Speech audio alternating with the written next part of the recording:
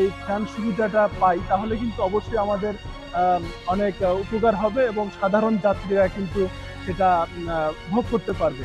সামান্য একটু পরিবর্তন, একটি ফ্যান কয়েকটি ফ্যান লাগানো এবং সেটা ব্যবস্থাপনা করার জন্য কিন্তু অনেক বেশি অর্থের প্রয়োজন পড়বে না, অনেক বেশি কস্টিং হবে না। শুধুমাত্র আমাদের এই প্ল্যানিং করা এবং সেটাকে সেট আপ করাটাই হচ্ছে আমাদের কাজ।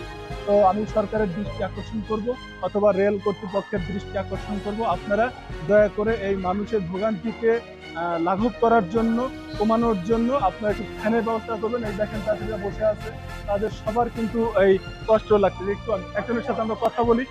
ভাই, আপনার কি কষ্ট লাগতেছে? অনেক কষ্ট। আপনার এটা ভাষায় প্রকাশ করতে পারবো না, এরকম কষ্ট। আরামের জন্য ট্রেনে আমরা উঠি, ট্রেনের ভিতরে আরাম, কিন্তু বাইরে তো আমরা যে দাঁড়ায় থাকি, এটা তো